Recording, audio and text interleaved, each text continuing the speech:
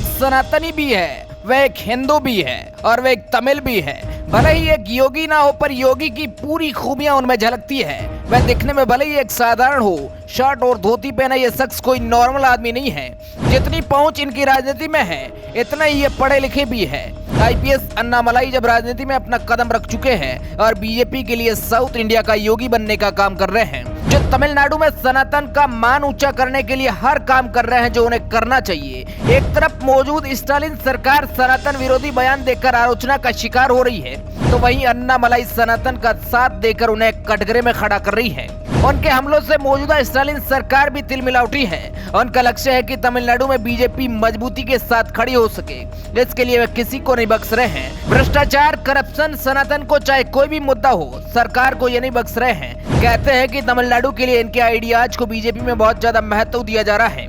यहाँ तक कि ये प्रधानमंत्री मोदी को भी 2024 में तमिलनाडु की किसी सीट से खड़ा करने की बात कर रहे हैं। साउथ की जनता अपना सिंघम कहती है। आखिर धोती शर्ट पहने कौन है ये शख्स जिनकी इतनी चर्चा हो रही है? आज के इस रिपोर्ट में आपको इनकी पूरी जानकारी बताने वाले हैं, इसलिए इस वीडियो रिपोर्ट के एंड तक जरूर बने रहना। के अन्नामलाई कुप्पुस्वामी ये साउथ बेंगलुरु इलाके के पूर्व आईपीएस अधिकारी है। दरअसल उनका जन्म और पालन पोषण तमिलनाडु राज्य के करूर जिले में हुआ था। उनके पिता एक किसान है और अन्नामलाई एक मध्य वर्गीय परिवार से हैं। हालांकि वे अपनी पारिवारिक पृष्ठभूमि को अगले स्तर तक बढ़ा रहे हैं। परिणाम स्वरूप इन दिनों वह पूरे भारत, विशेषकर तमिलनाडु में सबसे अधिक प्रभावित व्यक्तियों में से एक है। उन्होंने अपनी पढ़ाई योगी के प्रदेश उत्तर प्रदेश में की, जिसमें 2017 में उन्होंने पीएससी कॉलेज ऑफ टेक्नोलॉजी में बैचलर ऑफ इंजीनियरिंग पूरी की। फिर भारतीय प्रबंधन संस्थान लखनऊ से ही स्नातकोत्तर की पढ़ाई की। पढ़ाई के दौरान उन्हें सामाजिक क्षेत्र और सामाजिक वर्ग से संबंधित अधिक पुरस्कार भी मिले। 17 जून 2015 को अन्नामलाई को उडुपी कर्नाटक का एसपी बनाया गया। 6 महीने ही हुए थे, वहाँ उन्होंने ऐसे कई काम किए जिसमें उन्होंने लोगों की नजरों में अपनी एक बहुत ही अच्छी छाप छोड़ दी।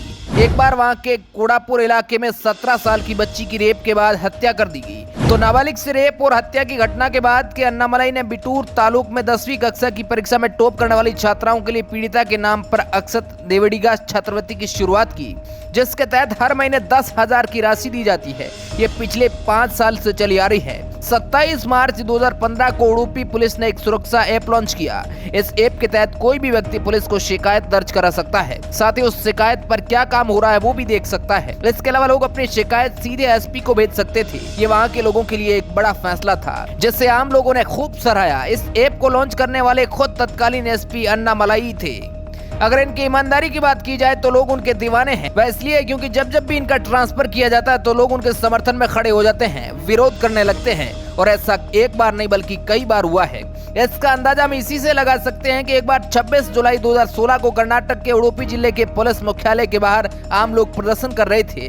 पुलिस मुख्यालय के बाहर विरोध में प्रदर्शन तो आम बात, लेकिन लोगों का यह प्रदर्शन वहां के एसपी अन्नामलाई के समर्थन और उनके तबादले के विरोध में था। लेकिन अगर ऐसा एक बार हुआ होता तो कोई बड़ी बात नहीं थी। लेकिन दोबारा 16 अक्टूबर 2018 को कर्नाटक के चिक्कमगलूर जिले के पुलिस मुख्यालय के बाहर प्रदर्शन हुआ। इस बार भी इसी एसपी के समर्थन में और इनके तबादले के विरोध में लोगों का कहना था कि ऐसा ईमानदार अफसर मिलना मुश्किल है। मतलब कि अब आप समझ गए होंगे कि लोगों में इनकी कितनी इज्जत है और लोग इनका कितना समर्थन करते हैं, और इसलिए बीजेपी ने भी इन पर अपना दांव खेला।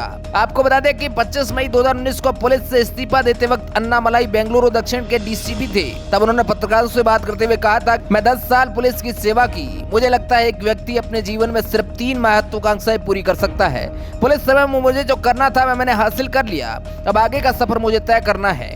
19 मई 2019 को पुलिस सेवा से इस्तीफा देने के बाद अन्नामलाई 25 अगस्त 2020 को बीजेपी में शामिल हो गए। 9 जुलाई 2021 को तमिलनाडु बीजेपी के प्रदेश अध्यक्ष बनने वाले अन्नामलाई कुप्पुस्वामी का राजनीतिक करियर महज 11 महीने का रहा। 36 साल की उम्र में एक राज्य के प्रदेश अध्यक्ष बनने को राजनीतिक जानकार बड़ी कामयाबी के तौर पर देख रहे हैं। जानकार इसे बीजेपी की छोटी जातियों को लुभाने के नीतिगत फैसले से जुड़ा कदम मानते हैं, क्योंकि दलित समाज से आने वाले पूर्व अध्यक्ष एल मुरुगन को मोदी कैबिनेट के विस्तार में जगह मिली और साथ ही पार्टी के एक व्यक्ति एक पद की नीति के तहत नए अध्यक्ष के चयन का फैसला किया गया। हाल ही में तमिलनाडु में हुए विधानसभा चुनाव में अन्नामलाई बीजेपी की तरफ से चुनाव भी लड़े थे, पर उन्हें हार का सामना करना पड़ा था। अरवा-कुरुची सीट से चुनाव लड़ने वाले अन्नामलाई को 24,300 वोटों से हार मिली।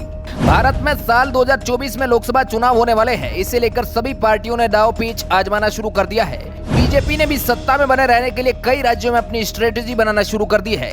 इस बार पार्टी का मुख्य लक्ष्य दक्षिण के दुर्ग को भेदने का है। दरअसल पार्टी अब तक इस दुर्ग को भेदने में नाकाम रही है। यही कारण है कि बीजेपी ने तमिलनाडु में साल 2022 में अन्नामलाई को अपना नया प्रदेश अध्यक्ष बनाया था। पार्टी के इस फैसले ने उस वक्त तमिलनाडु की राजनीति को समझने वाले लोगों को हैरानी में डाल दिया था। हालांकि भारतीय जनता पार्टी ये बात बखूबी जानती है कि अगर दक्षिण भारत में अपनी पकड़ मजबूत करनी है तो स्थानीय स्तर पर युवा नेताओं को मौका देना होगा।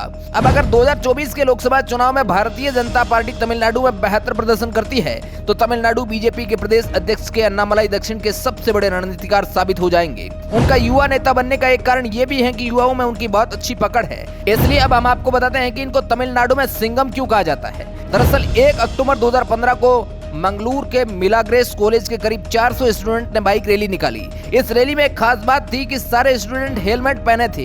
ये रैली हेलमेट पहनने को प्रोत्साहन देने के लिए निकाली गई थी। तब राज्य में हेलमेट पहनना अनिवार्य नहीं हुआ करता था। इस रैली के सूत्रधार थे वहाँ के एसपी अन्नामलाई। कर्नाटक के इस इलाके में मणिपाल यूनिवर्सिटी, कई इंजीनियरिंग कॉलेज और तकनीकी शिक्षण संस्थाएं हैं। जाहिर है इन छात्रों की तादाद भी काफी ज्यादा होती है। यहाँ छात्रों से सीधे मुलाकात और बातचीत करने वाले पुलिस अफसर की तरह देखे जाते हैं। अन्नामलाई हेलमेट पहनने को प्रोत्साहन देना, ड्रग्स इस्तेमाल के खिलाफ छात्रों में प्रचार करना, ट्रैफिक और अन्य नियमों में सख्ती लाना, महिला सुरक्षा के लिए पुलिस तैनात करने, सुरक्षा ऐप जैसे काम और उनके ऑलवेज अप्रोचेबल रुख के लिए अन्नामलाई को सिंघम का नाम मिला।